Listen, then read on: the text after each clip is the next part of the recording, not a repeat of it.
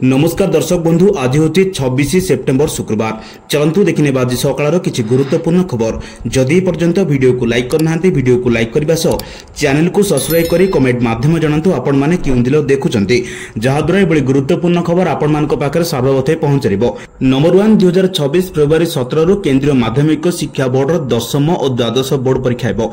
आसंता वर्ष सीबीएसई दशम और द्वादश परीक्षा नहीं एबेठारु सूचना जारी होती। एने बुधवार सीबीएसई पक्षर सूचना मिली फेब्रुआरी 17 परीक्षा आरंभ हो जुलाई 15 पर्यंत चलो बोर्ड परीक्षा। दशम परीक्षा दुई थर हो। प्रथम पर्याय परीक्षा फेब्रुआरी 17 मार्च 9 पर्यंत चलो। द्वितीय पर्याय परीक्षा मे 15 जून 1 पर्यंत चलो। युक्त 2 परीक्षा फेब्रुआरी 17 आरंभ हो एप्रिल 9 सर। उभय दशम और द्वादश श्रेणी परीक्षा 204 विषय प्राय 44 लक्ष छात्री परीक्षा दे जमापड़ी। नंबर 2 हीराकुद डैम आउ 4टी गेट खोला। उपर मुंडे प्रबल वर्षा जो हीराकुद आउ 4टी गेट खोली। मोट 20टी गेट दे जल निष्कासन जारी रही। 3,60,000 जल क्यूसेक जल निष्कासित होती। जल संपद विभाग मुख्य जंत्री चंद्रशेखर पाढ़ी कहते तलमुंडे वर्षा नथिबारु स्थिति नियंत्रण रही। एसह कहते शुक्रवार मुंडे सकाळ 8:11 मध्य 6 लाख जल प्रभावित हो। फल शाखा नदी गुड़िक जलस्तर बढ़ किंतु बन्या स्थिति सृष्टि हो नहीं। आगक अपात प्रभाव में दक्षिण ओडिशा प्रभावित हो। दक्षिण ओडिशा जिला गुड़िक जलभंडार गुड़िक जल संरक्षण हो रही। नंबर 3 अलिया गदारू प्रस्तुत हो एनर्जी और कोयला। राज्य सरकार गृह और नगर उन्नयन विभाग एने कार्य करते सूचना देते मुख्यमंत्री मोहन चरण माझी। बीएमसी पक्षर पुराणा भुवनेश्वर में आयोजित स्वच्छता ही सेवा कार्यक्रम में जोगदी सूचना देते मुख्यमंत्री। यासह स्वच्छ सर्वेक्षण में भुवनेश्वर में किभली 1 नंबर मान्यता मिलिबो से दिगरे भुवनेश्वर महानगर निगम आहरी तप्तर होई काम करिबार आवश्यकता कहते। भुवनेश्वर कॉर्पोरेशन अंचल प्रतिदिन 800 टन अलिया बाहरुची। 400 टन ओदा और 390 टन पाखापाखि सुखिला अलिया बाहरुची। जहाँ नहीं विभिन्न पद्धति में डिसेंट्रलाइज्ड करने स्वतंत्र भाव एसएचजी महिला को ट्रेनिंग दी जाएगी। नंबर 4 आगामी दुर्गा पूजा विसर्जन उत्सव समय परीक्षा केन्द्र में पहुंचने प्रार्थी को चिंतार दृष्टि रखी ओडिशा पुलिस नियुक्ति बोर्ड मिलित पुलिस सेवा परीक्षा सीपीएससी 2024 समयसूची को पुनः निर्धारित करिछि। ओडिशा पुलिस री डॉक्यूमेंट बोर्ड द्वारा परिचालन मिलित पुलिस सेवा परीक्षा आसंता 5/10/2025 और 6/10/2025 रेख ओडिशार समस्त जिलार अनुष्ठित होगाकू जाउछि। योग्य प्रार्थी माने सेमानक प्रवेश पत्र पर ओडिशा पुलिस वेबसाइट रु odisha.police.government.in को जाई डाउनलोड करि परिबे। ओडिशार पुलिस रो भूमिका ग्रहण करबाकू चाहथिबा आशायी मानक पई सीपीएससी एक गुरुत्वपूर्ण प्रवेश पथ एवं ए घोषणा राज्यव्यापी प्रार्थी मानक मध्य यथेष्ट आग्रह सृष्टि करिछि। परीक्षार सुगम परिचालन एवं प्रक्रिया समय आईन श्रृंखला बजाय रखिबा पई ओडिशा पुलिस विभाग मध्य निर्देशावली जारी करिछि। नंबर 5 लघुचाप जनित लगाण वर्षा को नहीं सतर्क रहबाकू परामर्श दैछन्ती स्वतंत्र रिलीफ कमिश्नर। आज वीडियो कॉन्फ्रेंसिंग माध्यम 18 जिलार जिलापाल को नहीं एक समीक्षा बैठक करथिले। या पर हेडक्वार्टर छाड़ी न जिबाकू परामर्श दैछन्ती एसआरसी। जे कोनोसी परिस्थिति आसिले तार किपरि मुकाबिला करा जिवो ता उपरे गुरुत्व दैछन्ती एसआरसी। आवश्यक हेले ओड्राफ एवं अग्निशम बाहिनी मुतयन करा जिवो। लघुचापटी अवपात परिणत हेले दक्षिण ओडिशा रे एहार प्रभाव अधिक रहबा नै पाणीपाग विभाग पूर्वानुमान करिछि। एहाकू दृष्टि रखी गंजाम जिलापाल समस्त विभाग को सजग रहबाकू निर्देश दैछन्ती। बिना अनुमति जेपरि जिलार कोनोसी अधिकारी हेडक्वार्टर छाड़ी पारिबनी से सूचना दैछन्ती। गंजाम जिलार 24 घंटे कंट्रोल रूम खोला जायछि। जिलार समस्त बात्या आश्रयस्थली को प्रस्तुत करी रखा जायछि। नंबर 6 स्वच्छता ही सेवा 2025 अभियान एवं पंडित दीनदयाल उपाध्याय 110तम जयंती अवसर में गुरुवार मुख्यमंत्री मोहन चरण माझी भुवनेश्वर लिंगराज मंदिर पार्श्व आयोजित गण सफाई कार्यक्रम में जोग दैछन्ती। ए अवसर में मुख्यमंत्री विधायक मेयर एवं स्थानीय जनसाधारण और छात्र छात्री सफाई कार्य करथिले। मुख्यमंत्री एक पेड़ मां के नाम 2.0 कार्यक्रम अधीन स्थानीय देवी पादहरा पुष्कर निकट में वृक्षरोपण करथिले। भुवनेश्वर महानगर निगम पक्षर आयोजित यह कार्यक्रम में मुख्यमंत्री पंडित दीनदयाल उपाध्याय को श्रद्धांजलि अर्पण कर उद्बोधन दे कहथिले जे आजिर दिनटी साधारण दिन नुहे। आमे आम देशर महान चिंतक राष्ट्रभक्त और आदर्शवादी नेता को स्मरण करी तांको मूल्यबोध और नीति को आगामी पीढ़ी पाई सामने उपस्थापित करिवार अवसर अटे। नंबर 7 विधानसभा स्वल्पकालीन मौसुमी अधिवेशन शेष होइछि। मात्र 6टी कार्य दिवस पर गोटे दिन पूर्व यह मुलतवी घोषणा कर अधिवेशन आरंभ बारंबार हो हल्ला जो मुलतवी होता। कांग्रेस ए अधिवेशन में अनास्था प्रस्ताव आनीला मात्र बाचस्पति ताहाको ग्रहण करनथिले। नारी प्रसंग सह अन्य प्रसंग में एथर विधानसभा बारंबार मुलतवी होता। विधानसभा स्वल्पकालीन मौसुमी अधिवेशन थिला मात्र 7टी कार्य दिवस। सेप्टेम्बर 18 आरंभ होता सारिथांत 25 यह अधिवेशन में मात्र गोटे मुलतवी प्रस्ताव पर आलोचना संभवपर होता। 8टी तारका प्रश्न पर आलोचना होता बेले 2टी संशोधन बिल पारित होइछि। शेष दिन में 4टी सीएजी रिपोर्ट उपस्थापन होता। अधिवेशन में 14टी कागज 15टी वार्षिक रिपोर्ट गोटे कमिटी रिपोर्ट गोटे अध्यादेश गृह उपस्थापन होईछि। जीएसटी संस्कार पर प्रधानमंत्री और केंद्र सरकार को धन्यवाद जणाइबा उद्देश्य संकल्प पारित होइतिला। नंबर 8 एणिकी स्कूल पिला खेलिबे table tennis. School table tennis को पहुंचेबा पई विद्यालय गणशिक्षा सह आलोचना होइछि। एनी सूचना देछन्ती क्रीडा मंत्री दीर्घ 16 वर्ष पर भारत को फेरिछि Asian table tennis team championship. यास ओडिसा रे प्रथम थर पई आयोजित हेबाक जाउछि 28तम Asian table tennis team championship. आसंता अक्टोबर मास 11 तारिख रु अक्टोबर 15 जाए भुवनेश्वर कलिंग स्टेडियम रे आयोजित हेबो चैंपियनशिप। अंतर्जातीय टेबुल टेनिस फेडरेशन और एशियन टेबुल टेनिस यूनियन पक्षरु आयोजित चैंपियनशिप रे अंतर्जातीय स्तर रे बहु प्रतिष्ठित दल शामिल हेबे। नंबर 9 बिहार विधानसभा निर्वाचन पूर्व केंद्र मंत्री धर्मेंद्र प्रधान को मिलित बड़ दायित्व दैछन्ति।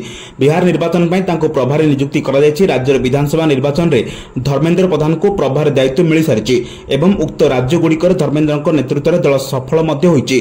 किछि मास पर बिहार विधानसभा निर्वाचन हेबाको जाउछि। एनडीए और महामेड मध्य मुकाबला हेबाको जाउछि। एथिपई समस्त दल निज निज प्रस्तुति जोरदार कलेनी। प्रधानमंत्री मोदी को ठारू नै विरोधी दल नेता पर्यंत राहुल गांधी को निकट रे बिहार गस्त करथिले। या बाद नीतीश कुमार एवं तेजस्वी यादव मध्य पूरा शक्ति सह निर्वाचन मैदान को ओह्लाइछन्ति। नंबर 10 कंधमाल सीमांत कलिंग घाट रे प्रबल वर्षा जोगु खसुची विराट पत्थर। प्रबल वर्षा जोगु एबोली स्थिति उत्पन्न होइछि। फल यातायात बाधाप्राप्त होइछि। भूस्खलन पर कंधमाल और गंजाम मध्य जोगाजोग संपूर्ण विच्छिन्न हो जाइछि। यहाको दृष्टि रखी आसंता 30 तारिख जाए बंद रहबो कलिंग घाटी रास्ता। सोमवार द्वितीय भूस्खलन पर कंधमाल जिलापाल निष्पत्ति नैछन्ति। कलिंग घाटी रे स्थिति अनुधान पर जिलापाल निष्पत्ति नैछन्ति। अन्यपटे भूस्खलन पई घाटी तल रहितिबा दुर्गा प्रसाद गां निकट रे गंजाम पुलिस नाका लगाइछि। नंबर 11 एशियार प्रथम महिला लोकोमोटिव पायलट सुरेखा यादव ए मास 30 तारिख रे अवसर नेबाको जाउछन्ति। से प्राय 36 वर्ष धरि लोकोमोटिव पायलट भाबरे कार्य करिसन्ति। केंद्रीय रेलबाई सीआर गुरुवार घोषणा करिछि शिवाजी महाराजा टर्मिनस सीएसएमटी रो ट्रेन नंबर 22222 हरजत निजामुद्दीन सीएसएमटी राजधानी एक्सप्रेस रे पहुंचवा पर सुरेखा यादव को तांको सहकर्मी माने उल्लसित स्वागत करथिले। Social media platform X ray को पोस्ट रे केंद्रीय रेलबाई सीआर कहिछि जे एशियार प्रथम महिला ट्रेन ड्राइवर 36 वर्ष उल्लेखनीय सेवा पर सेप्टेम्बर 30 रे अवसर नेबे। पोस्टर आउरी कुआ जायछि जे जणे प्रकृत पथ प्रदर्शक से प्रतिबंध भांगिचंती अगणित महिला को प्रेरणा दैछन्ती एवं प्रमाण करछन्ती जे कोन स्वप्न अधा रहबो नाही। नंबर 12 आसंता सेप्टेम्बर 27 तारिख रे प्रधानमंत्री नरेंद्र मोदी झारसुगुड़ा आसुचंती।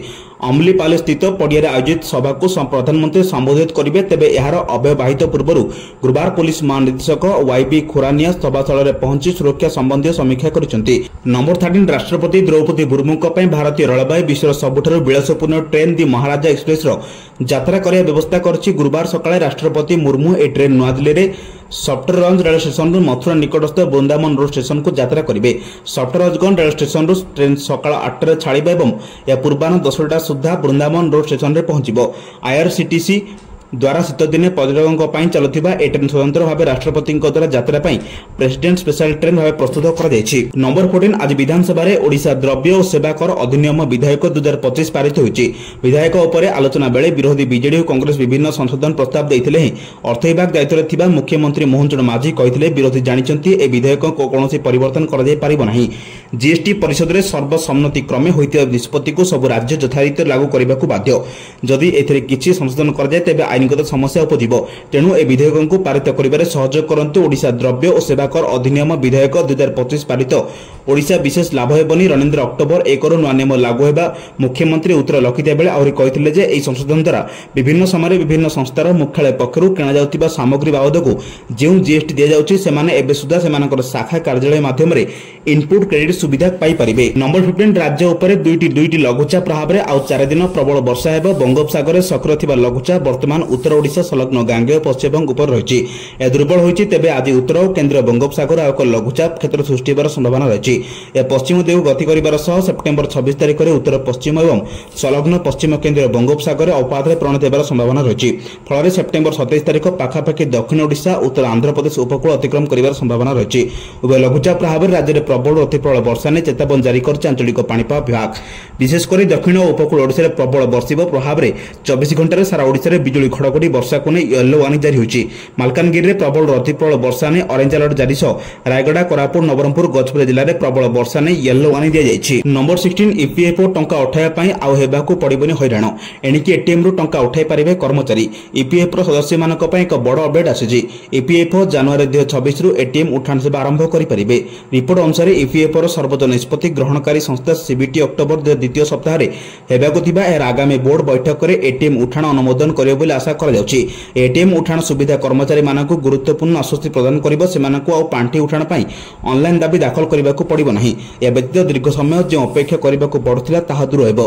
कर्मचारी माने केवल एटीएम शाखा को जाई एटीएम रो सेमानकर पीएफ पांठी उठाण करि परिबे। नंबर 17 आसंता 12 घंटा रे उत्तर केंद्र बंगोपसागर सृष्टि होइबार लघुचाप क्षेत्र आगको अधिक घनीभूत अभाव रे परिणत हेबो। आगामी 3 दिन प्रबल वर्षा संभावना रहिछि। आईएमडी आकलन अनुसार आसंता 24 घंटा रे सारा राज्य को हालकर मध्यम धरणर वर्षा हेबो। विशेष करी मालकानगिरी कोरापुट रायगढ़ गजपुर जिल्ला रे 7 रु 11 सेंटीमीटर वर्षा होई पारे। सेहिपुर आसंता काली मालकानगिरी कोरापुट जिल्ला को ऑरेंज वार्निंग जारी होइछि। 27 रे नवरंगपुर जिल्ला रे प्रबल वर्षा नै ऑरेंज वार्निंग जारी होइछि। ऊपर मुंड रे वर्षा बढ़िया फल रे हीराकुद मोट 20 टी गेट दे जल निष्कासित होइछि। 3,60,000 क्यूसेक जल निष्कासित होइछि। आसंता काली मुंडली रे सकाळ 8 रु 11 मध्य 6 लाख जल प्रभावित हेबो। नंबर 18 आलोकीकरण योजना माध्यम रे खोर्धा बोलगोट ब्लॉक रो विभिन्न पंचायत रे लागितिबा स्ट्रीट लाइट एबे चारियाडे घन अंधार योजना आरंभ रु अचल लाइट लागितिबा दिन केइटा रे पर लिभि जायछि। संज नइले असुरक्षित महुचंदी लोके एने पंचायत ठारू आरंभ करी ब्लॉक समस्त अधिकारी को जणाबे पर भी फल शून्य। बोलगोट रे विद्युतकरण पई कोटी कोटी टका खर्च होछि। खोर्धा डीआरडी जिल्ला रो 3टी कंपनी को 5 वर्ष अवधि रे लाइट लगाइबा ओ मरामती दायित्व दैछि।